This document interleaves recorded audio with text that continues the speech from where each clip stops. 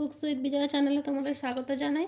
এর আগে দেখিয়েছিলাম আমি তোমাদেরকে বোতল ঝাঁকিয়ে কিভাবে ঘি বানাতে হয়। এবার দেখাবো মিক্সির জারে ঘি বানানোর। সেই জন্য আমি মিক্সির জারটা সেট করে নিয়েছি মিক্সার গ্রাইন্ডারে। আর এবার এই যে আমি সর জমিয়ে রেখেছি, দুধের সর থেকে ঘি তৈরি করে দেখাবো।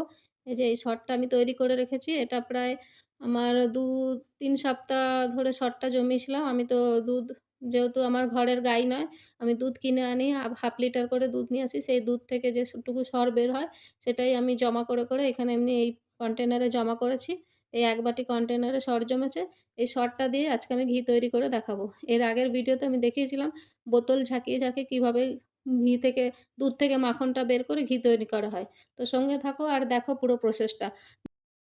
দেখো আমি এবার এই যে মিক্সিং জারে এই দুধের সরটা পুরো ঢেলে দেবো।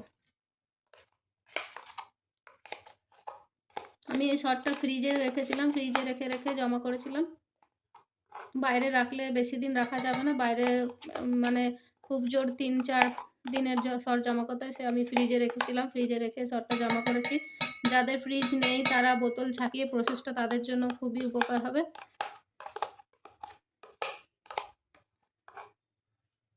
ভালো করে কাচি আমি দিয়ে দিলাম।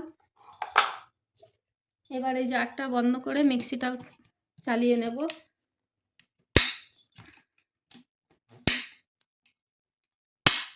পালস মোডে প্রথমে আমি এটাকে একটু ঘুরিয়ে নেব।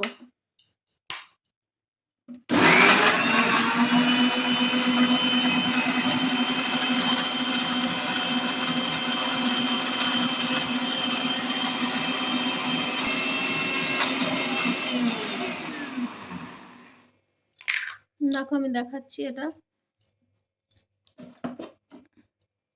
দেখতে পাচ্ছ। এবার এর মধ্যে দিয়ে দেবো ঠান্ডা জল। আমি এই যে ফ্রিজে ঠান্ডা জল নিয়েছি, জলটা ঠান্ডা, এই জলটা আমি এর মধ্যে দিয়ে দেবো। বেশ ভর্তি করে দিয়ে দেবো জল।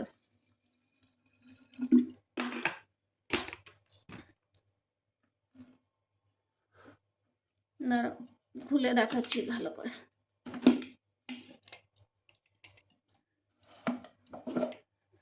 এই যে আমি জলটা নিয়ে নিয়েছি এতটা।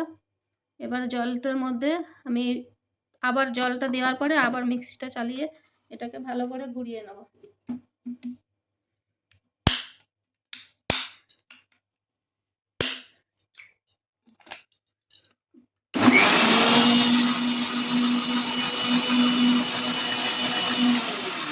এখনো আমি পালস মোডেই ঘোরাবো।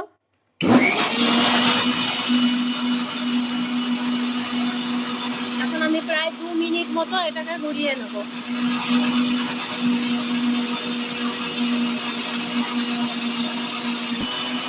এবার দেখো মাখনটা তখন কেমন ছিল, এখন গা থেকে জল, মাখনটা আলাদা হয়ে যাচ্ছে আর দুধ থেকে জলটা আলাদা হয়ে যাচ্ছে। মিক্সির গাটা দেখে বোঝা যাচ্ছে কেমন ভাবে এটা আলাদা হয়ে যাচ্ছে।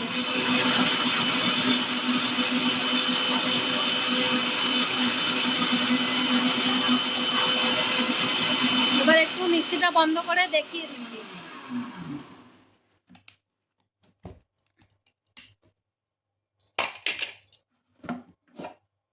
দেখো মাখনটা পুরো ভাসছে আর সাইডে জলটা আলাদা হয়ে গেছে। আমি আরও 1 মিনিট মতো ঘুরিয়ে নেব।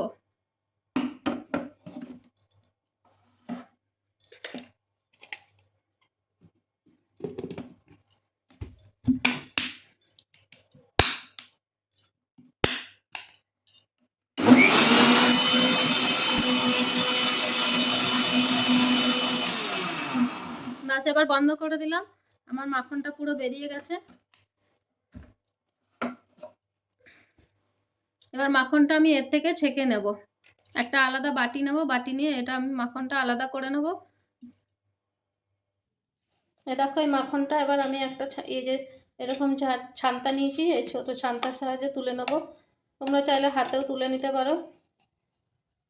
এবার এই জলটা ছেঁকে ছেঁকে আমি একটা বাটির মধ্যে, যে বাটিতে আমি ঘিটা মানে জাল দেবো সেরকম টাইপের বাটি নিতে হবে।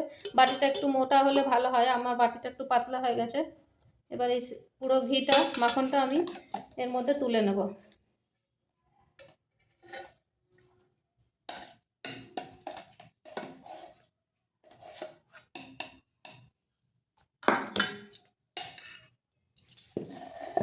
শেষে হাত লাগাতে হলো, কারণ জলের মধ্যে এখনও বাটারগুলো ভাসছে, এগুলো চামচে তোলা যাচ্ছে না, তাই হাত দিয়ে তুলতে হবে।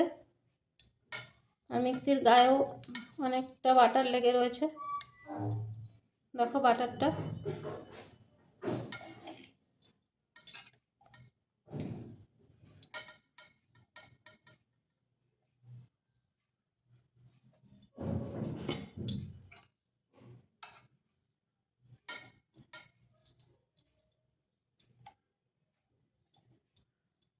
এবার এই যে এক্সট্রা জল, এটাও আমি ফেলবো না, এটা তোমাদের পরে দেখাচ্ছি।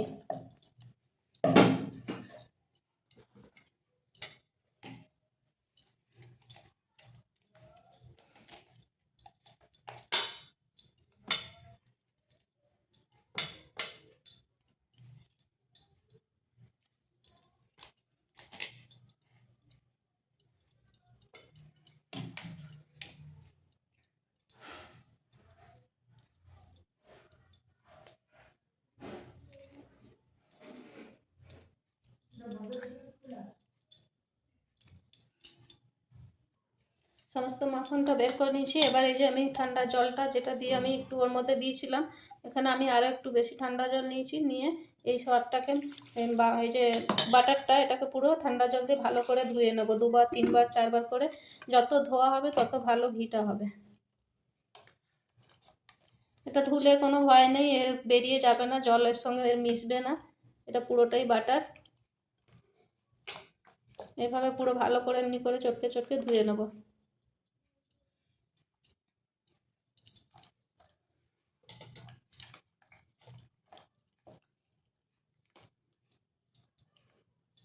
এবার এমনি করে আলাদা করে বল আকারে, যত ঠান্ডা জল হবে বাটারটা তত শক্ত হার্ড হয়ে যাবে।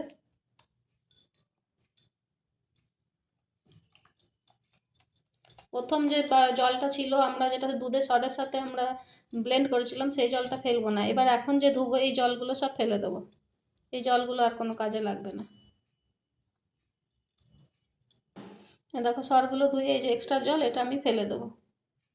জলটা ফেলে দিয়েছি, এখন আবার এর মধ্যে জল দিয়ে আবার এটাকে ভালো করে ধুবো।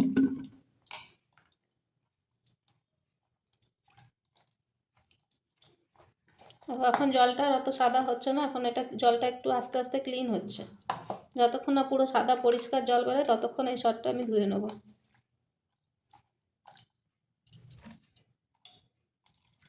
মাঝখানে আমি আরও 2বার ধুয়ে নিয়েছি, দেখো এখন একদম পুরো পরিষ্কার জল, আর কোনো দুধের কোনো অংশ নেই, এটা শুধু প্লেন বাটারটা। কেউ যদি বাটারটা এমনি রেখে খেতে পারো, তাও খেতে চাও, তাহলে ফ্রিজে রেখে দিতে পারবে, রেখে তোমরা ইউজ করতে পারবে। শুধু একটু নুন জলে ভিজিয়ে নিতে হবে এটাকে।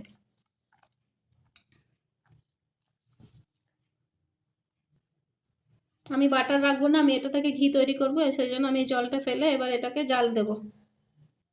দেখুন আমি ধুয়ে পুরো সমস্ত জল ফেলে দিয়েছি, এর মধ্যে এক ফোঁটা এখন জল নেই। জলটা খুব ভালো করে ফেলে দিতে হবে, যদি এক ফোঁটা জল থাকে তাহলে ঘিটা জাল দেওয়ার সময় ফুটফুট করে ফাটবে, আর ঘিটা উড়ে যাবে, ছিটকে ছিটকে চারো সাইডে পড়বে। তেলে যেমন জল পড়লে তেল ছিটকায়, এমনি ঘিটাও ছিটকাবে, সেজন্য যতটা জল পারবেন নিয়ে জলটা ঝরিয়ে নিতে হবে। এবার আমি গ্যাস জ্বালিয়ে এই বাটারটাকে জাল দিয়ে নেব। এবার আমি গ্যাসটা অন করে নেব। এই যে ঘি বাটারের বাটিটা এর মধ্যে বসিয়ে দেবো, ব্যাস আর কিছু করতে হবে না। বাটারটা নিজেই কেমন গলে যাচ্ছে তখন।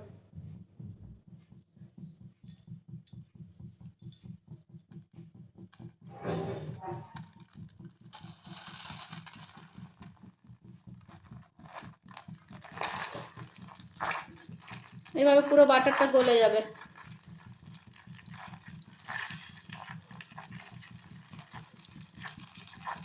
ঘি বানানোর জন্য সরটা যদি খুব বেশি পুরনো না হয়, তাহলে কোনো গন্ধ টন্ধ ছাড়ে না। ঘি বানানোর সময় একটু গন্ধ ছাড়ে, যদি সরটা অনেক দিন পুরনো হয়ে যায় তাহলে একটু গন্ধ ছাড়ে, কিন্তু ঘিটা যখন তৈরি হয়ে যায় তখন আর সেই গন্ধটা থাকে না ঘিয়ের মধ্যে।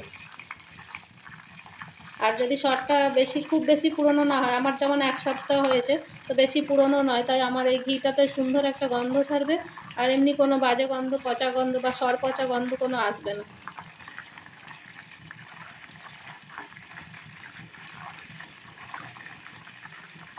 এভাবে বাটারটা গলে পুরো ঘিটা জাল দিয়ে নেব। এই সময় আমি একটু নেড়ে নেব, নেড়ে নেড়ে বাটারটা ভালো করে গলিয়ে দেবো। বাটিটা তো আমার পাতলা, তাই একটু নেড়ে নিচ্ছি, নালে তলা দিয়ে পুড়ে যাবে। দেখুন পুরো বাটারটা গলে গেছে।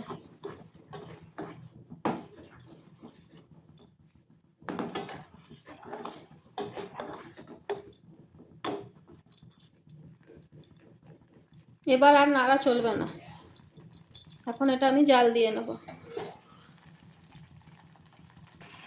এই যে এই ঘিটা আমি এখন জাল দিচ্ছি, এটাতে গ্যাসের ফ্লেমটা একদম লোতে থাকবে, যত লো হয় তত ভালো।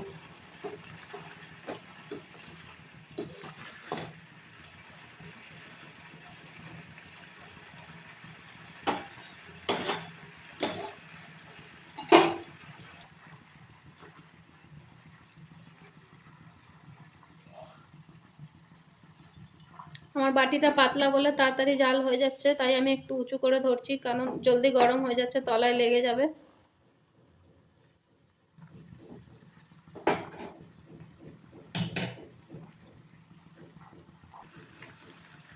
মাত্র হাফ লিটার দুধ দিয়ে একদম স্বাস্থ্যকর উপায়ে কি সুন্দর বাড়িতে নিজে একদম শুদ্ধ খাঁটি ঘি তৈরি হয়ে যাচ্ছে, দেখছেন তো? এই ঘিটা আমাদের স্বাস্থ্যেরও কোনো ক্ষতি করবে না, এর মধ্যে কোনো রকম কোনো ভেজালও নেই। একদম চোখের সামনে নিজের বাড়িতে নিজের হাতে তৈরি খাঁটি ঘি, এর গন্ধ স্বাদই আলাদা খেতে।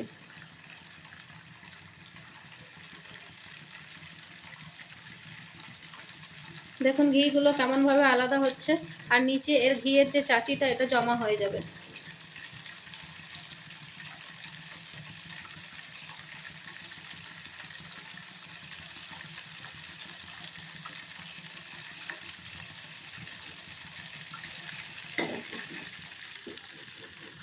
দেখুন এই যে নিচে যে জমা হচ্ছে এটা চাচি, ঘিয়ের চাচি। এটা যখন একটু ব্রাউন ব্রাউন হয়ে যাবে, লালচে বাদামি টাইপের হয়ে যাবে, তখন ভাববো তখন ঘিটা আমার হয়ে যাবে। এখন এটা একটু কাঁচা আছে, ঘিটা এখনো পুরোপুরি হয়নি। দেখুন এই যে ফুটছিল চিরবিরানি, যে আওয়াজটা ছিল ফোটার একটা, সেই আওয়াজটা বন্ধ হয়ে গেছে, এর ফেনাটাও কমে এসছে, আমার ঘিটা তৈরি হয়ে গেছে। এখন আমি গ্যাসটা বন্ধ করে দেবো। এর বেশি যদি আমি জাল দিই তাহলে ঘিটা পোড়া পোড়া গন্ধ ছাড়বে। এবার ঘিটা একটু ঠান্ডা করে নেব। এ দেখুন নিচে চাচি, যেহেতু মিক্সিতে গ্রাইন্ড করছি তাই বেশি ঘিয়ে চাচি বেরায়নি, একদম হালকা ফুলকা, আর পুরো সলিড ঘি, এতটা ঘি পেয়ে গেলাম। দেখলেন তো কত সহজে ঘরেই আমি এতটা ঘি তৈরি করে ফেললাম মাত্র হাফ কেজি দুধ দিয়ে। আপনাদের যদি এই ভিডিওটা ভালো লাগে অবশ্যই একটা লাইক শেয়ার করবেন, আর যদি কারো পছন্দ না হয় অবশ্যই কমেন্ট করে জানাবেন। এবার আমি ঘিটা একটু হালকা ঠান্ডা করার পরে আস্তে করে ছেঁকে নিয়ে এটা একটা সার্ভিং বোলে রেখে দেবো।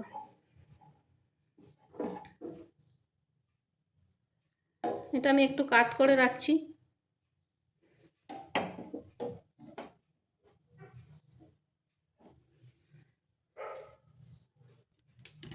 যতক্ষণ ঠান্ডা হচ্ছে ততক্ষণ এবার দেখি নি শটটা ধোয়ার পরে যে আমি জলটা রেখেছিলাম, সেটা আমি বলেছিলাম পরে দেখাবো, সেটা দেখাচ্ছি। এর আগেও আমি ভিডিওতে দেখিয়েছিলাম সেই শটটা দিয়ে, এখন আবার আরেকবার আমি দেখিয়ে দিচ্ছি।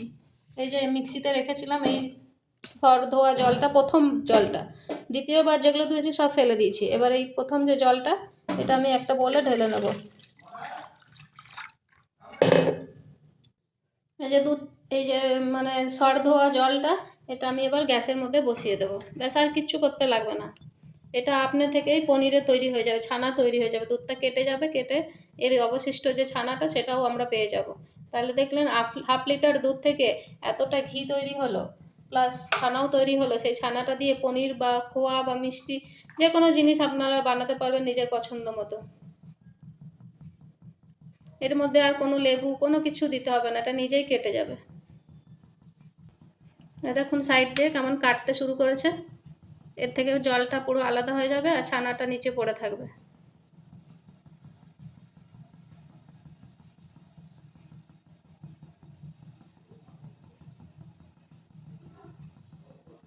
এটা টকবক করে ফোটানোর কোনো দরকার নেই, এটা শুধু ভালো করে গরম হয়ে যাবে, ছানাটা আলাদা হয়ে যাবে, ব্যাস এটা নামিয়ে ছেঁকে নেব।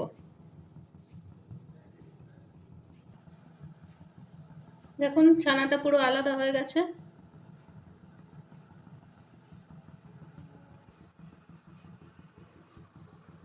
দেখুন দুধটা পুরো, ওই জলটা পুরো ছানা হয়ে গেছে, সর ধোয়া জলটা, ওটার মধ্যে দুধের অংশ ছিল। এইটাকে এবার আমি ছেঁকে নেবো, ছেঁকে নেওয়ার পর ভালো করে ধুয়ে নেবো। ধুয়ে নিয়ে তারপর এটা দিয়ে পনিরও বানাতে পারেন, কাপড়ে ভালো করে ছেঁকে টাইট করে বেঁধে এর জলটা নিংড়ে নিয়ে ভালো করে ওর উপর ভারী কিছু চাপিয়ে দিয়ে সারা রাত রেখে দিলে শক্ত হয়ে পনির হয়ে যাবে। ওর প্রেসে হার্ড করে প্রেস দিতে হবে, ভারী কিছু চাপিয়ে দিলে জলটা পুরো বেরিয়ে পনির হয়ে যাবে। আবার এই পনিরটা দিয়ে আপনি যা কিছু বানাতে পারেন, কোনো মানে রুটি দিয়ে খাওয়ার মতো তরকারিও বানাতে পারেন, বা কোনো মিষ্টি জিনিস, মিষ্টান্ন কোনো কিছু বানাতে পারেন। তো আমার এই ভিডিওটা আজকে কেমন লাগলো অবশ্যই জানাবেন। আর আমি এই ছানাটা দিয়ে কী বানাচ্ছি সেটা অন্য কোনো দিন কোনো নেক্সট ভিডিওতে দেখাবো। তো আজকের মতো আসি, টাটা। এদিকে ছানার কথা বলতে বলতে ভিডিওটা আমি বলে দিলাম, কিন্তু আবার আসলাম। এই যে ঘিটা তো ঠান্ডা হয়ে গেছে, এটা তো ঢেলে দেখালাম না কতটা হয়েছে। এই আমি একটা খালি এই প্রোটিন ঘিয়ের ডাব্বা নিয়েছি, এটা প্লাস্টিকের ডাব্বা, এর মধ্যেই আমি একবারে ঢেলে দেবো। এটা ঠান্ডা হয়ে গেছে, পুরোপুরি ঠান্ডা যদিও হয়নি, তবে নর্মাল ঠান্ডা হয়ে গেছে। এবার এটা আমি ঢেলে নেবো এর মধ্যে।